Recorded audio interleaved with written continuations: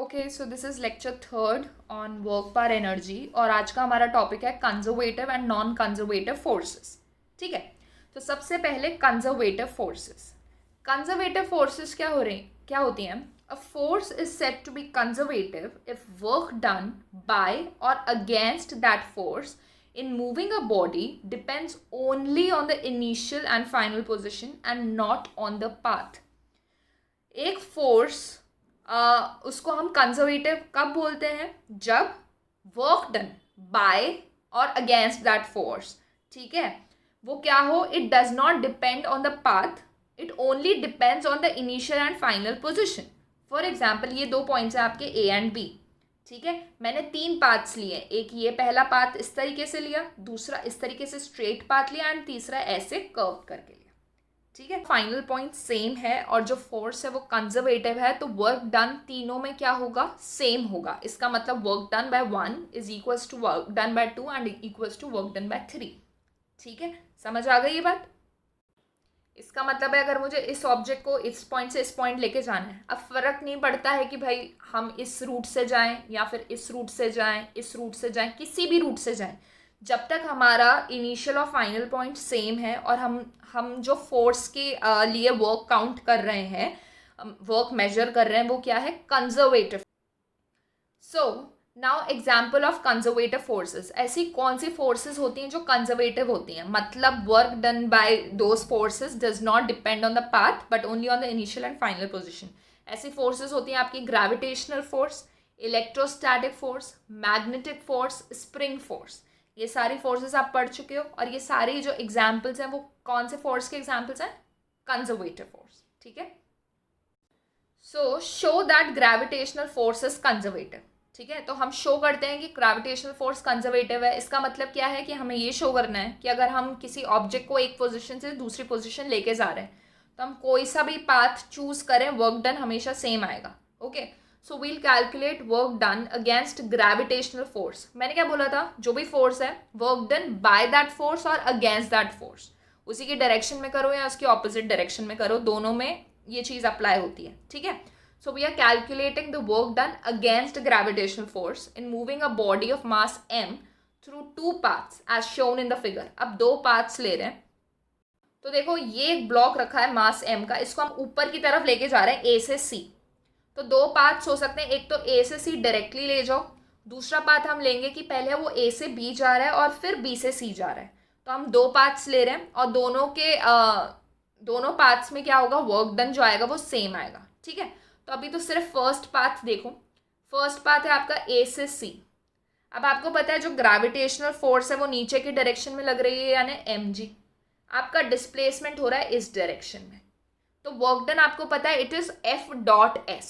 F dot S का मतलब क्या है? F S cos theta, and वो जो कॉस थीटा होता है it is angle between the force and displacement. ठीक है, तो अब आप ध्यान से देखो, आपकी फोर्स लग रही है इधर नीचे और आपका डिस्प्लेसमेंट लग रहा है इधर, तो ये पूरा का पूरा जो एंगल है वो आपका थीटा होगा ना। ये थीटा, तो वो थीटा क्या रिप्रेजेंट करता है? जो भी उन दोनों के बीच का एंगल है। तो इन दोनों के बीच का एंगल क्या है? ये 90 डिग्री प्लस थीटा। तो इधर जो एंगल है दोनों के बीच में वो क्या है? 90 plus theta. Is this clear? जो उधर फॉर्मूला में डॉट में जो एंगल आता है it is the angle between force and displacement. इधर वो कौन सा एंगल है? It is theta plus 90। ठीक है, तो आपका क्या हो जाएगा? It will be M G is the force and जो डिस्प्लेसमेंट है it is L and cos theta. Cos theta की जगह क्या लिखोगे? Cos 90 minus theta. ठीक है, and cos 90 minus theta is minus theta. ये ट्रिग्नोमेट्री से आना चाहिए। तो आपका वर्क डन क्या हो गया? Minus M G sine theta L. ये कौन से पाथ में आया है? ए से सी में। ठीक है, अब हम दूसरा पाथ लेते हैं, दैट इज ए से बी एंड देन बी से सी। तो देखो, अब जो सेकंड पाथ ले रहे हो वो पहले लोगे ए से बी और फिर बी से सी। ठीक है, तो अगर हम ए से बी पहले कंसिडर करें, पहले तो हमें डिस्प्लेसमेंट पता होना चाहिए कि अगर हम ए से बी जा रहे हैं तो डिस्प्लेसमेंट कितना है। तो ध्यान से देखो, अगर इधर डिस्प्लेसमेंट एल है, ये एंगल थीटा है, तो इस वाली साइड में उसका कॉम्पोनेंट क्या हो जाएगा? एल कॉस थीटा, और इस वाली डायरेक्शन में हो जाएगा एल साइन थीटा, इसलिए ये चीज़ भी क्या हो गई? L sine theta. तो सबसे पहले हमें डिस्प्लेसमेंट पता चल गया, तो जब हम ए से बी जाएंगे तो डिस्प्लेसमेंट हो रहा है एल कॉस थीटा, आपकी फोर्स लग रही है एम जी नीचे, और इनके बीच में एंगल कितना है 90 डिग्री। तो 90 डिग्री कॉस 90 डिग्री 0, तो ए से बी में तो आपका वर्क डन 0 हो गया। ठीक है, अब बात आती है बी से सी की। तो बी से सी में जब जाते हैं तो डिस्प्लेसमेंट एल साइन थीटा है ऊपर की तरफ, आपका जो फोर्स है वो एम जी लग रहा है नीचे की तरफ। अगर फोर्स नीचे लग रहा है, डिस्प्लेसमेंट ऊपर है, तो दोनों के बीच का एंगल कितना हो गया 180 डिग्री। ठीक है, तो फॉर्मूला क्या लगेगा एम जी, ठीक है, M G is a force, displacement कितना है एल साइन थीटा, और दोनों के बीच का एंगल इज कॉस 180 डिग्री, और कॉस 180 डिग्री इज -1, तो आंसर कितना आ गया minus M G L sine theta. तो दोनों को जब ऐड करोगे तो क्या ये वही फोर्स, आप यही वर्क डन आया जो पहले आ रहा था। ठीक है, एंड वैसे भी याद रहे जब भी हम ग्रेविटेशनल फोर्स की बात कर रहे हैं तो हमेशा जो हॉरिजॉन्टल कंपोनेंट होता है उसका वो 0 आता है। जैसे ये हॉरिजॉन्टल कंपोनेंट था, ये 0 ही आएगा इसमें। कभी भी इस पाथ पे work done by gravitational force calculate करोगे तो 0 आएगा, क्योंकि हमेशा वो क्या करता है 90 डिग्री बनाएगा। तो ग्रेविटेशनल फोर्स में हमेशा सिर्फ कौन सा कॉम्पोनेंट लोगे, वर्टिकल कॉम्पोनेंट, ये चीज़ याद रखना। ठीक है, अब एक बहुत बहुत इंपॉर्टेंट चीज, very important, work done by or against a conservative force in moving a body through any closed path is always 0। अगर एक क्लोज्ड पाथ के अराउंड हमें वर्क कैलकुलेट करना है, एक बॉडी को उसी पॉइंट से लेकर उसी पॉइंट पर वापस लेके आना, तो उस केस में जो आपका वर्क डन होता है वो क्या होता है 0। फॉर एग्जाम्पल ये ए बी है, ए से पहले बी गए और फिर बी से ए आए, तो आपका जो टोटल वर्क डन होगा वो क्या होगा, इट विल बी 0। ठीक है, इसका मतलब ये जैसे एक क्लोज्ड पॉलीगन है, if a body starts from A and ends at A, then work done by the conservative force is 0। A से स्टार्ट हुआ, ए पे ही खत्म हो गया, तो फोर्स क्या होगी 0। ठीक है, अब एक बहुत इंपॉर्टेंट चीज जो यहाँ पर नोट करनी है वो ये है, देखो, one might wonder if body returns from where it starts then displacement is 0। ठीक है, अगर जहाँ से बॉडी स्टार्ट कर रही है वहीं पे एंड कर रही है तो उसका डिस्प्लेसमेंट तो हो गया 0, और आपका वर्क डन क्या होता है फोर्स इनटू डिस्प्लेसमेंट। अगर डिस्प्लेसमेंट 0 है तो जो टोटल वर्क डन है वो तो 0 ही हो गया ना। उसमें आप कहाँ फ़र्क पड़ गया कि आप कौन सी फोर्स यूज़ कर रहे हो। अगर आपका डिस्प्लेसमेंट 0 आ गया तो work done should be 0। Do you understand what I am saying? I am saying कि अगर आपका डिस्प्लेसमेंट 0 है तो ये बात ही नहीं आती कि कौन सी फोर्स यूज़ कर रहे हो, कंजर्वेटिव कि नॉन कंजर्वेटिव, वर्क हमेशा 0 आना चाहिए। बट हमने थ्योरम में स्पेशली मेंशन किया है कि work done by only by a conservative force around a closed path is 0। ऐसा क्यों, मतलब कोई ऐसा एग्जाम्पल है क्या जहाँ पे डिस्प्लेसमेंट तो 0 है लेकिन फिर भी जो वर्क डन है इट्स नॉट 0? ठीक है, तो यस सी, तो इसका एग्जाम्पल है वर्क डन बाय फ्रिक्शन। ठीक है, तो देखो फॉर एग्जाम्पल आपकी बॉडी ए से बी पॉइंट पे जा रही है, मास एम की बॉडी पॉइंट ए से बी जा रही है और इसने कवर किया है डिस्प्लेसमेंट एस। ठीक है, अब मुझे खुद बताओ अगर ये बॉडी इस डायरेक्शन में जा रही है तो फ्रिक्शन फोर्स किधर लगेगा, ऑपोजिट डायरेक्शन में लगेगा, इधर लगेगा। ठीक है, तो इस केस में फोर्स क्या हो जाएगा -Fs, क्योंकि देखो एंगल 180 आएगा ना, ऑपोजिट जा रहा है तो एंगल आपका 180 आया, तो एफ एस कॉस 180 यानी -Fs आ गया। तो ए से बी के थ्रू क्या आ गया -Fs। अब क्या करिए, वो बॉडी बी से ए वापस जा रही है। ठीक है, बी से ए वापस जा रही है, लेकिन अब जब वो बी से ए जा रही है तो डिस्प्लेसमेंट अभी भी एस ही है, लेकिन अब फ्रिक्शन फोर्स एक्ट कौन से डायरेक्शन में कर रही है, वो कर रही है इस डायरेक्शन में एक्ट।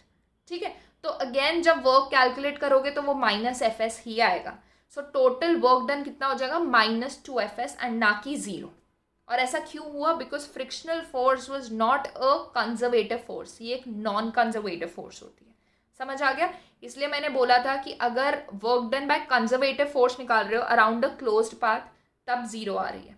नॉन कंजर्वेटिव के लिए ज़रूरी नहीं है, 0 आ सकती है, नहीं भी आ सकती है। समझ आ गई बात? सो नॉन कंजर्वेटिव फोर्सेस क्या होती हैं, जो कंजर्वेटिव ना हो वही नॉन कंजर्वेटिव। तो इसकी पर्टिकुलर डेफिनेशन क्या है, a force is said to be non-conservative if work done by or against that force in moving a body from one position to another depends on the path followed between these two positions। मतलब अगर मैं इस point से इस point पे जा रही हूँ और फोर्स जो है दैट इज नॉन कंजर्वेटिव, तो इधर जाऊं और ऐसे जाऊं तो दोनों का work done will be different, it won't be same. ठीक है, समझ आ गया।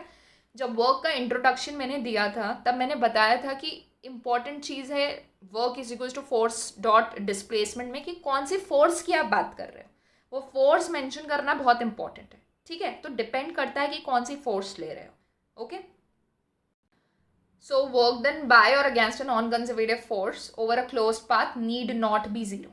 इसका मतलब क्या है कि अगर तुम्हारी फोर्स मैंने बोल दिया कि कंजर्वेटिव है और तुम क्लोज्ड पाथ पे इसको लेकर जा रहे हो तो work done will be zero.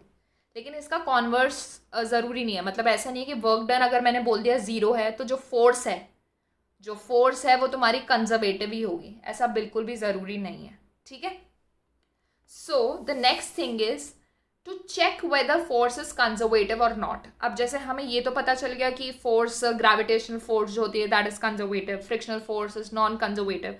But अगर सपोज हमें इस फॉर्म में गिवन है कि जैसे हमने न्यूमेरिकल्स किए थे F is equals to some 3x I cap plus 2y J cap, इस तरीके से देख के कैसे पता चलेगा कि फोर्स इज कंजर्वेटिव और नॉट।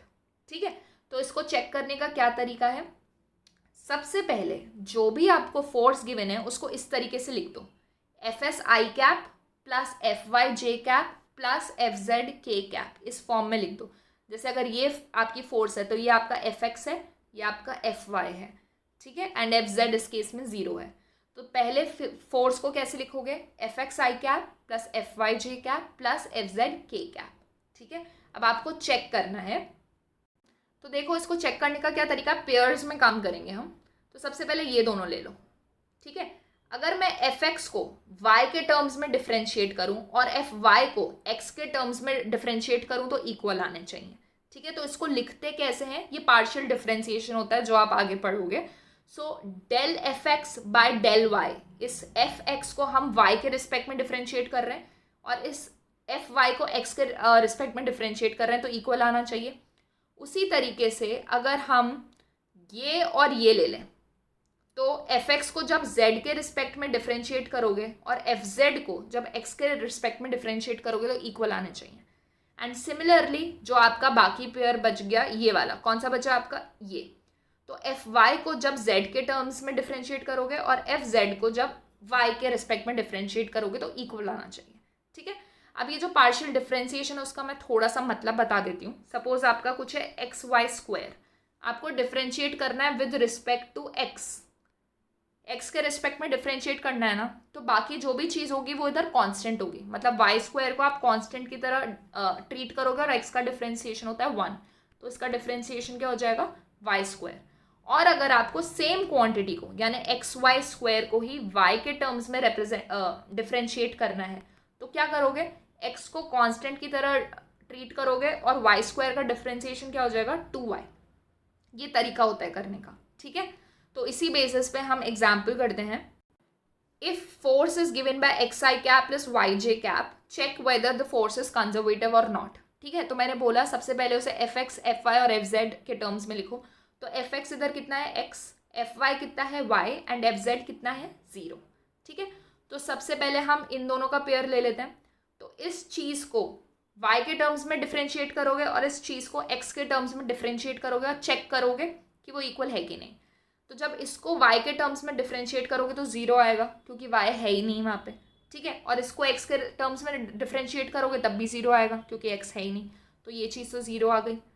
सिमिलरली अगर मैं अगर मैं x और z की बात करूँ, x और z की, तो इस चीज़ को डिफ्रेंशिएट करोगे z के टर्म्स में, इस चीज़ को डिफ्रेंशिएट करोगे x के टर्म्स में और चेक करोगे इसका differentiation with respect to z कितना हो जाएगा, 0 क्योंकि है ही नहीं।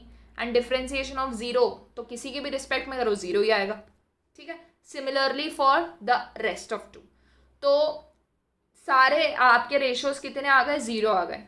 बिकॉज ये all the ratios are equal, तो फोर्स कैसी है आपकी, कंजर्वेटिव फोर्स।